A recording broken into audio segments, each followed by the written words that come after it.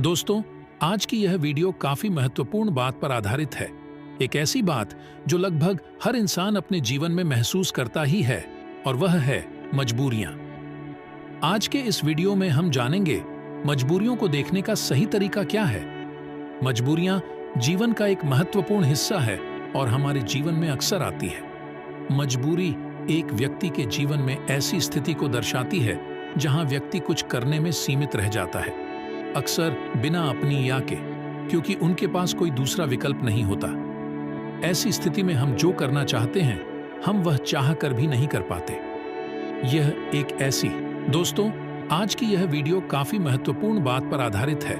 परिस्थिति होती है जहां पर व्यक्ति अपने मन के अनुसार चुनाव नहीं कर सकते और अपने हथियार डाल देते हैं। मजबूरी में हमें अक्सर वही करना पड़ता है जो हमारे सामने रखा गया हो, ना कि वह जो हम करना चाहते हैं। यह मजबूरियां हमारी आर्थिक, सामाजिक, पारिवारिक और व्यक्तिगत स्थितियों से जुड़ी होती है।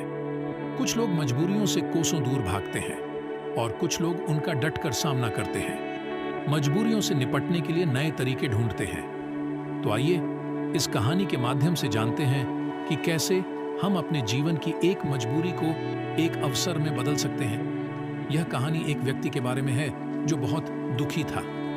एक समय की बात है, एक छोटे से गांव है, उसे अपना काम एक बोझ लग रहा था और यह सोचकर वह बहुत दुखी था।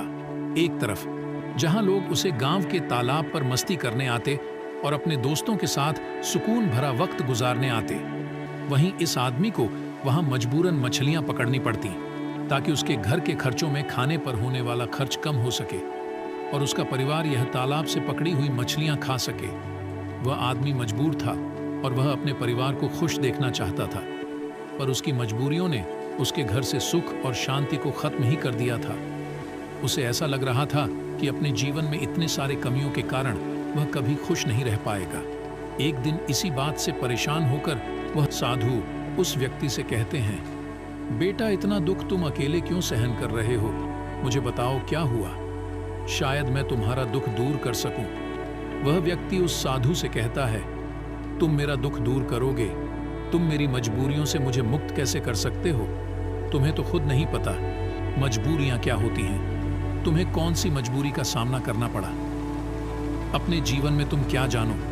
मजबूरी तुम्हें किस बात की चिंता? तुम तो काम भी नहीं करते, तुम्हें किसी परिवार का ध्यान भी नहीं रखना। मुझे तो दिन रात काम करके अपने परिवार की जिम्मेदारी उठानी पड़ती है। साधु उस आदमी के कड़वे शब्द सुनकर भी शांत रहे, जिससे वह हर काम खुशी खुशी कर सकता है और उसके बदले में केवल एक काम करना होगा। पर क्या यह सच है? ऐसा कुछ इस साधु को पता भी होगा या यह साधु बस मुझे पागल बना रहा है? आदमी ने कुछ देर सोचकर उस साधु को मना किया, यह कहते हुए कि मुझे नहीं लगता कि तुम ऐसा कुछ बता सकते हो। आदमी मना करके वापस घर घर लौट आया। कुछ दिनों तक तो उसके दिमाग में वह साधु की बातें घूमती रही, लेकिन धीरे धीरे वह उस साधु और उसकी बातों को भूलता गया। उसके दिमाग से साधु भी धीरे धीरे निकलता गया। वह फिर से अपने रोज के दिनचर्या में वापस चला गया। फिर कुछ महीनों बाद उसे एक दिन अपना मित्र मिला। दिखता है जो उसे उस दिन काम को खुशी खुशी करने का मार्ग बताने का वादा कर रहा था। मित्र से बात करते समय उसने पूछा कि क्या यही वह साधु हैं जिनके उपदेश हम आज यहाँ सुनने आए हैं? उसके मित्र ने पुष्टि की कि हाँ, यह साधु वाकई महान है और उनके पास ज्ञान की अमूल्य धारा है। और तो और उसके पास तो स्वयं राजा भी ज्ञान लेने आते हैं। वह आदमी अपने मित्र से कहता है कि मैं इस साधु से मिल चुका हूँ। फिर वह आदमी अपने मित्र को सारी बात बताता है। उसका मित्र पूरी बात सुनकर कहता है, अगर यह साधु ने तुम्हें वचन दिया है तो अवश्य ही वह उसे पूरा करेंगे। तुम्हें उनसे फिर से मिलना चाहिए। मिलने का निश्चय करता है। उपदेश समाप्त होते होते शाम हो चुकी थी। जैसे ही वह उपदेश समाप्त हुए, सब लोग आश्रम से बाहर जाने लगे। वह आदमी उस साधु के पास जाता है। वह आदमी कहता है, गुरु, क्या आपको याद है, मैं आपको मिल चुका हूँ, मुझे माफ करना। मैंने आपको उस दिन काफी भला बुरा कहा और मैं उस वजह से बहुत शर्मिंदा भी हूँ। मुझे अब बहुत पछतावा हो रहा है, परंतु क्या आप मुझे वह मार्ग बता सकते हो जिससे मैं खुशी खुशी काम करूं? मैं आपका कोई भी काम करने के लिए तैयार हूं। साधु हंसते हुए कहते हैं, हाँ, मुझे याद है, तुम वही आदमी हो जो उस दिन। जी गुरुदेव, मैं कुछ भी करने के लिए तैयार हूं। आपका काम क्या है जो मैं कर सकता हूं, मुझे बताइए। वह साधु उसे पास के तालाब के पास ले जाते हैं। वहां एक बड़ा सा पत्थर था जो पानी के बहाव को रोक कर बैठा था। साधु उस व्यक्ति से कहते हैं, बेटा, क्या तुम्हें यह पत्थर दिख रहा है जो पानी के बहाव को रोक कर बैठा हुआ है?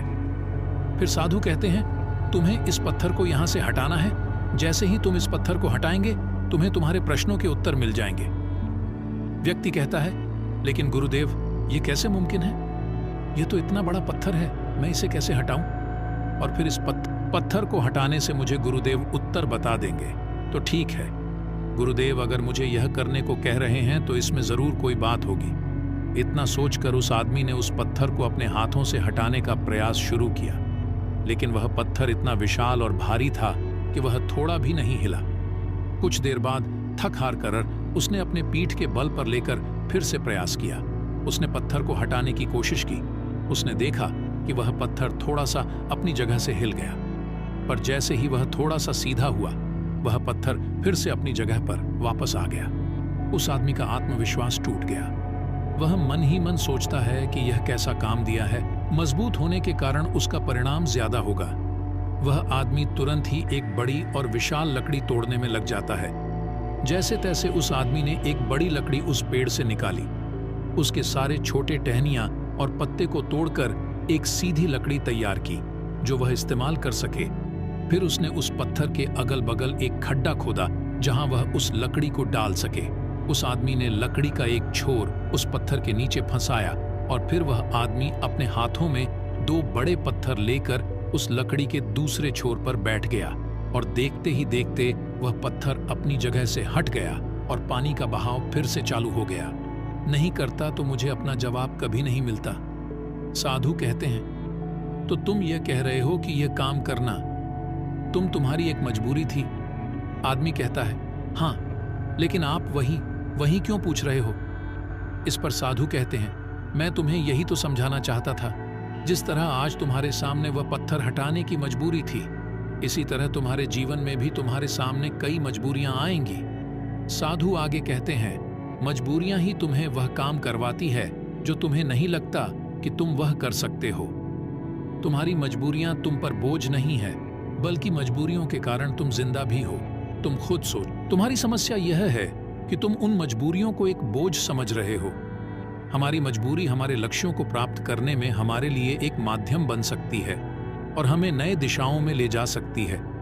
जैसे कि तुमने लकड़ी का उपयोग किया ताकि उस पत्थर को हटा सको, ऐसा ही कुछ हमारे साथ जीवन में भी होता है। जब हमसे ऊंचे स्तर के लोग, जैसे कि हमारे बॉस या फिर माता पिता या फिर कोई गुरु, हमें कोई कठिन काम देते हैं, तो हमें लगता है कि यह काम हमारे लिए बहुत मुश्किल है। उदाहरण के रूप में, जब हमारे बॉस हमें एक बड़े और कठिन काम को संभालने का काम देते हैं, या जब तुम्हारे व्यापार में कोई विरोधी व्यापारी तुम्हारी तकलीफ बढ़ा देता, सवाल पूछती है, क्या तुम इस लक्ष्य के काबिल हो? क्या तुम इस परीक्षा का सामना कर सकते हो? आप क्या करोगे, क्या होगा? आपका उत्तर इस प्रश्न पर क्या होता है? जब आपके सामने एक समस्या खड़ी हो जाती है जिसका समाधान आपके लिए मुश्किल होता है, क्या आप भाग जाएंगे? क्या आप अपने लक्ष्य को किस्मत के हाथों छोड़ देंगे? अगर हम इतिहास की ओर देखें तो हजारों लोगों ने इन सारे प्रश्नों का उत्तर ना में दिया। उन्होंने अपने हथियार डाल दिए, अपने लक्ष्य को छोड़ दिया, सिर्फ इसलिए क्योंकि उनके सामने एक बड़ी समस्या आ गई थी। ऐसा हम आज के युग में भी करते हैं। हम हार मान लेते हैं, कोई ऐसा रास्ता जो आज तक किसी ने नहीं सोचा था। बड़े और महान लोग भी अक्सर अपनी समस्याओं से जूझते हैं और उन्हें पार करने के लिए नए रास्ते ढूंढते हैं। समस्याएं हमें मुश्किल में डालती हैं और हमें मजबूर करती है। नए रास्तों की तलाश करने में यही तरीका है जिससे हम अपने लक्ष्यों को हासिल कर सकते हैं और अपने जीवन को सफल बना सकते हैं। और यही सही तरीका है हमारी मजबूरियों को देखने का। जब तुम्हारी नजर अपने लक्ष्य पर होगी तो तुम्हें अपनी समस्याएं छोटी लगने लगेगी। इसीलिए मजबूरियां अच्छी होती हैं। तो अगली बार जब तुम किसी मजबूर में खुद को पाओ तो कोई ऐसा रास्ता जो आज तक किसी ने नहीं सोचा था, खुश हो जाना, क्योंकि यह एक मौका है तुम्हें अपने आप को साबित करने का और उसी दौरान वह बनने का जो तुम पहले कभी नहीं थे। दोस्तों, आपने आज के इस वीडियो से क्या सीखा, मुझे आप कमेंट में बता सकते हैं। इसी के साथ में उम्मीद है कि आपको आज की वीडियो पसंद आई होगी। इस वीडियो को उस इंसान को शेयर करें जिससे इसकी सख्त ज़रूरत है और उसी के ठीक बाद चैनल को सब्सक्राइब करें। तो चलिए फिर मिलते हैं ऐसी एक और नई वीडियो में। तब तक के लिए अपना ख्याल रखें। धन्यवाद।